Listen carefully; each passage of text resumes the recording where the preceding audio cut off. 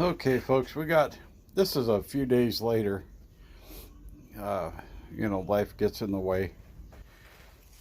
For one thing, part of that ass ache in life was getting that variable speed drive off of there. That was a nightmare. I had both set screws out of there, and it still did not want to come off. I ended up, you see all those wedges and tire bars and stuff, and I used the MAP gas there and heated it and drove wedges in there and everything. I don't know how it could be so stuck when it only been on there for 7 months. You can see it's not rusty, but man, was it a pain getting off. We do have the motor mount bolts themselves pulled out, 3 different size bolts. We had to use a 9/16 socket, 11/16, and a 3/4. Yeah, because why would you put this, I know Bobcat didn't do it that way, somebody else. And like I said, whether this is the original engine in here, I don't know. So we got the variable speed off, the mount bolts themselves off. I still have the wires down there. I imagine they go to the starter and whatever else, but I'm going to slide the engine back as far as I can and try to get some more room, because there's not much room under this. I do have the Harbor Freight hydraulic jack under there to give me some room, just to get arm room to get under there with the to get the engine mounts. We got the DeWalt.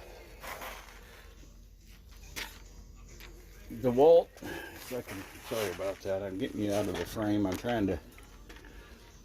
There we go. See what the little 1/2-inch drive DeWalt Atomic Compact has. I got to take this homemade battery tray off to get room down in there to get that engine out. But let's see what this thing will do.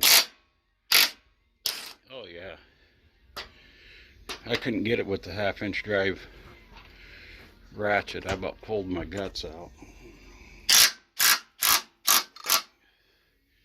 Okay, I'm gonna have to get you guys, let me get you up here on the, get you clipped up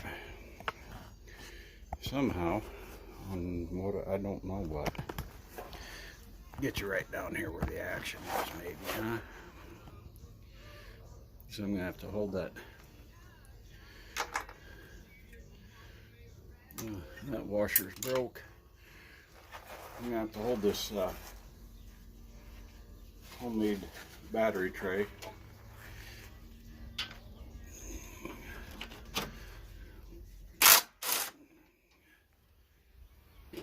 I thought it was just gonna fall off.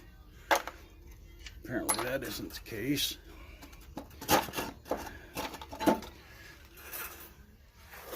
Okay.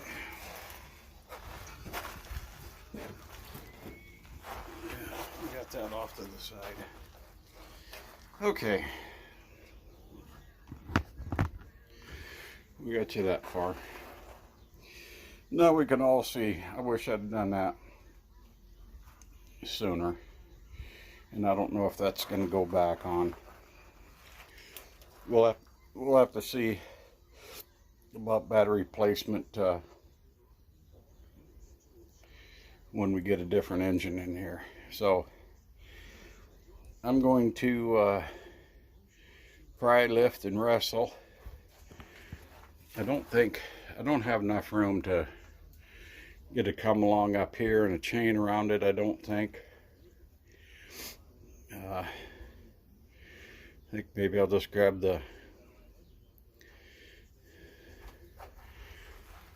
my come-alongs are too big for one thing to get down in there.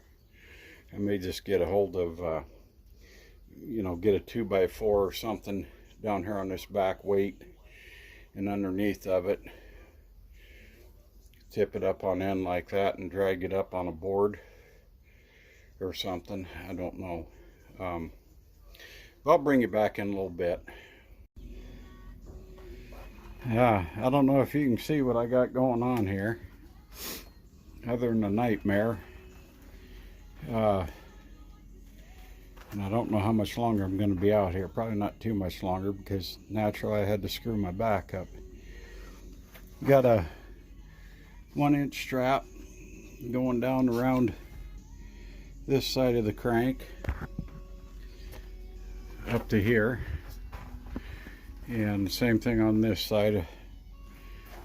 1-inch strap going down around this side of the crank, and an old stiff 2-inch strap. Yeah, there's a whole lot holding that side other than just friction, but we got that slung down around the back,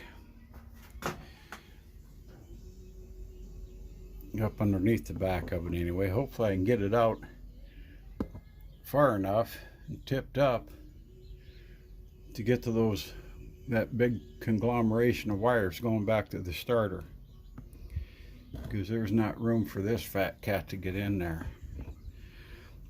So I'm going to I don't know, I need to prop this back up somehow or with something, because the engine's way ahead of my strap. I don't think it's not just going to slip off there, because I'm down behind the ears that stick out for the mounting bolts. So I'm not saying it won't, I'm saying it shouldn't, but you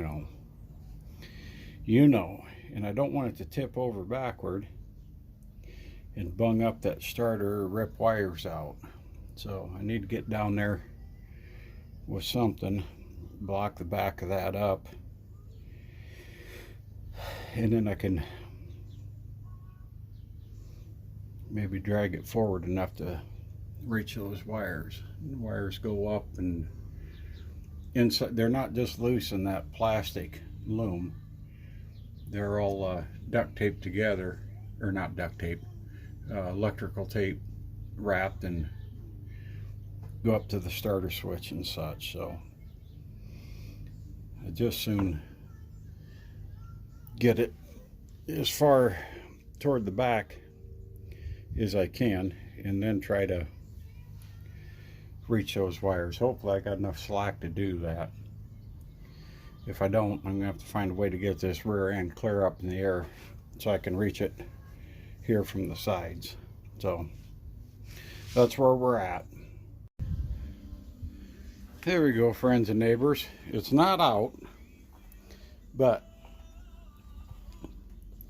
we have her, the crankshaft is almost directly underneath our crossbar here, and we do have her rear end stuck up into the air. Let me move the wiring loom and shit to where we can get to the starter wires and get them off. I don't know what's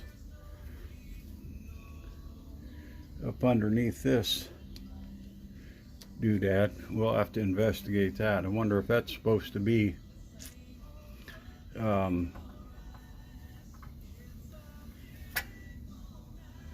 little pressure switch up under that cover or something. I think we'll probably end up just cutting that wire. But anyway, yeah, we got our rump up in the air to where we can get them wires unhooked. We don't have any stress on any of the wires. This is just wires that went up to the battery and the coil, and then this is the harness that goes up to the key switch. So yeah, we're getting there. I'm going to go in the house and rest this back of mine. I don't know what the heck I did, but boy, bending over is not an option right now. See the old magnet stick there? That's what I was using to reach down and fish these up around everything and everything else, because there's no bending over here. So we'll get back to this a little bit later. Okay, friends and neighbors, as you can see, we got the Onan. Yeah, let's see if we can see the model number. CCKB out of the Bobcat. It wasn't too much of a fight, other than me screwing my back up, as I said. That was 2 days ago. First thing I wanted to do, and you didn't miss anything, is I pulled the shroud off. You see it there, because I wanted to let me get some light on there. You can see better than I can. I wanted to make sure that the starter wasn't stuck in the ring gear, causing it to be locked up. I've had that issue before with different engines. But what we're going to do right now is I'm going to try to set you up someplace, maybe over here. Cornbread is outside. The noon whistle just went off and it scared the hell out of him. Good. It seems like the morons around here, they can find the on button, but they can't find the off button. And it really, you know, and it's just a test. So already loosened this nut and bolt, because I wanted everybody to see. Yes, I will. I hear things falling. Leaves. Piece of old corn cob. And a little rock was in there. So let's get in, pull this head off, and looks like I've got one more.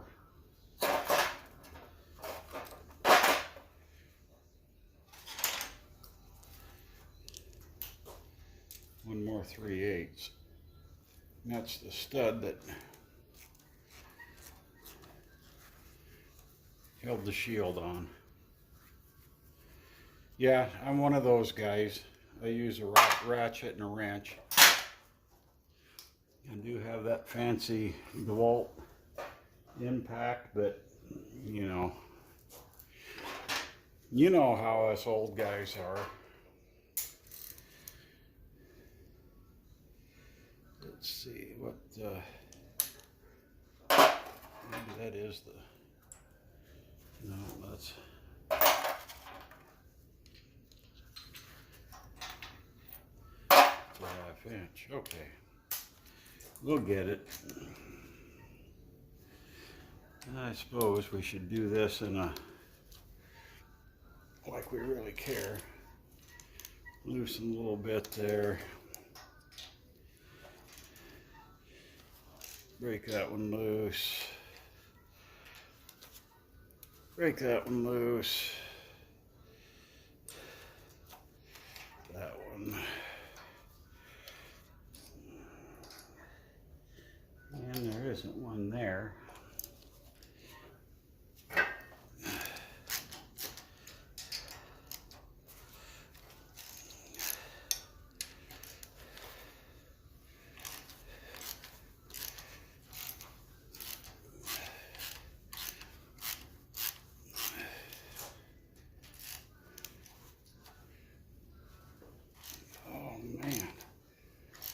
Some of these are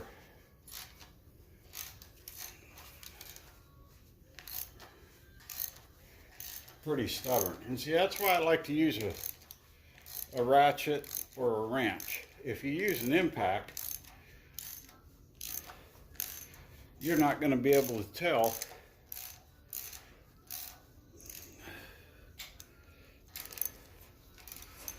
you know, am I pulling threads? Not, I mean, if you're pulling threads, you're pulling threads, but give you a little heads up to if you're running into an issue. I guess I missed one there. But that's, I mean, you know, impacts, they have their places. I've got two. I got a corded DeWalt 1/2-inch drive, and then that little Mini Max or whatever they call it that pin in Matthew got me. And Penny and Matthew got me one like a year ago. At Christmas time. Matthew wanted one, so this year for Christmas I got him one. They had doubled in price in a year, and that's if you could find one. I ended up getting it off the internet because I was not about to pay $600 for a 1/2-inch drive DeWalt anything. Okay, now, whoop, we got two more.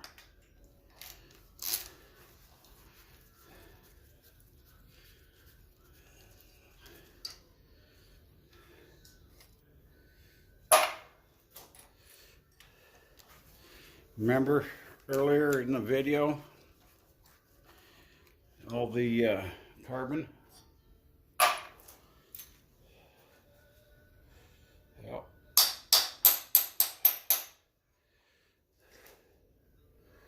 This may be a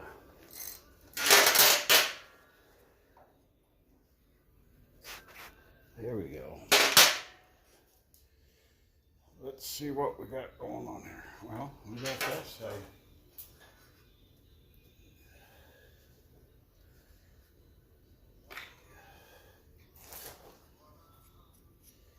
Well, shit. I just love glasses.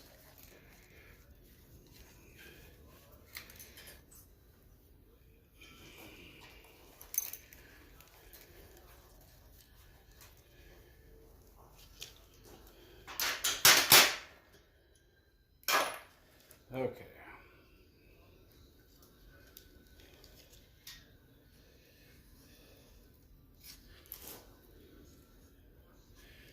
It's not as bad as what it looked like in the scope for whatever reason. Let me get you some more light on here without trying to wash the picture out. There's the spark plug up in here. Yeah, there's some pretty good hunks of carbon. There's oil at the bottom of the piston. We have a How good. You guys can't see that as good as I can. I'm just going to bring you in closer. How's that grab you? So I want you to get the scope of that carbon on there. Look at that. I want to try to... That's a pretty good clump right there. That's a pretty good clump of carbon. Let me see what we can do here with lighting.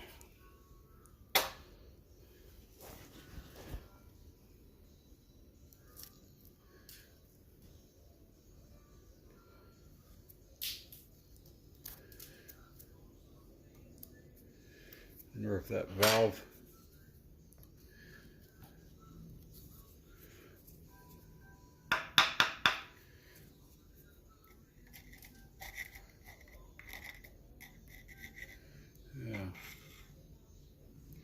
I'll get you in the picture here.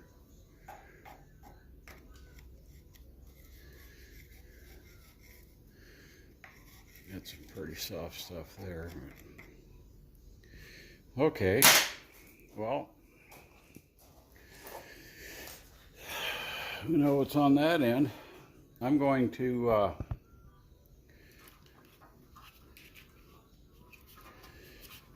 take this cover off, and I'll get the head bolts pulled out, and I'll bring you back when we're about to pop this head off. Okay, we got the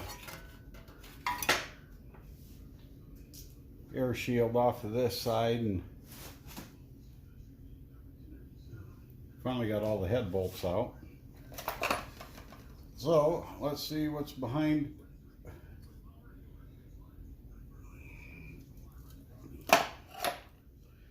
this door. A lot of carbon build up, a little bit of oil there at the bottom of the cylinder.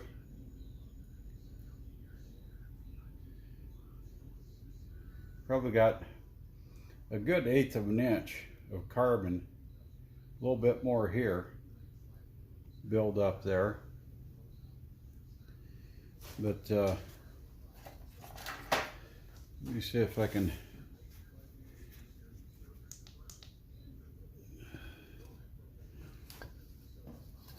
get you where you can. There's the spark plug up in there and the carbon build up.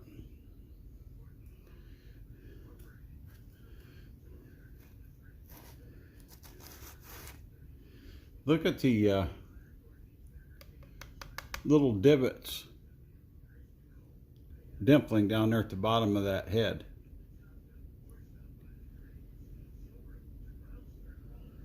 Like at one time, something was in there beating around. Let me put this pan down there. Just let me get a rock off of the screwdriver.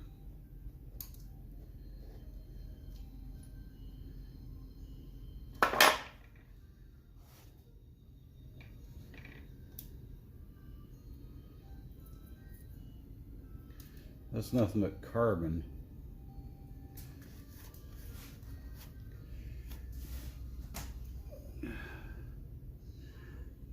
And the piston has the same thing.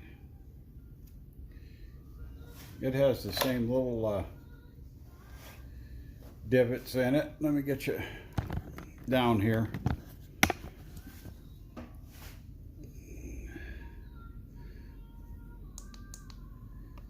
See right here? All those little... So at one time something was in there. Look at that. Whatever it was,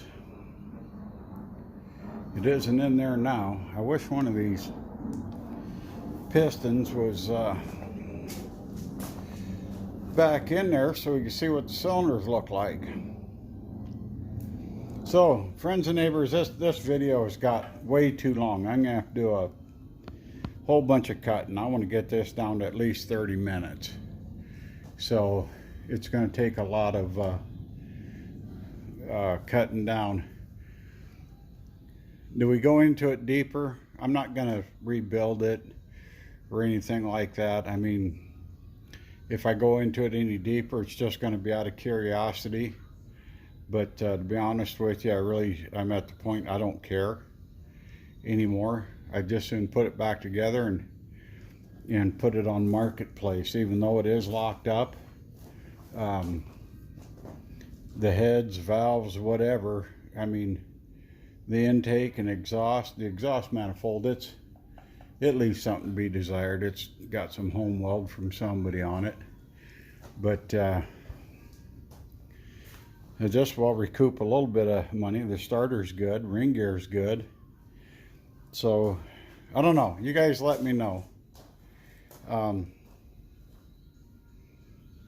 as far as I'm concerned, I can just put it back together, throw it on Marketplace, and be shed of it. So, let me know what you guys think. Dig into it deeper, because regardless of what the issue is, I mean, I'm not putting it back in there. It's not worth it.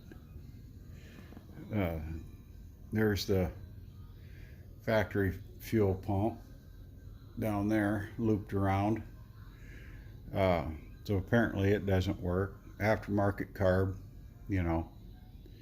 There's plenty of good parts on it. I may keep this pulley, I don't know. I don't know if it's part of that flywheel. I don't believe it is. But anyway, yeah, we're done here for now. You guys let me know. Let me know what you think. Happy trails.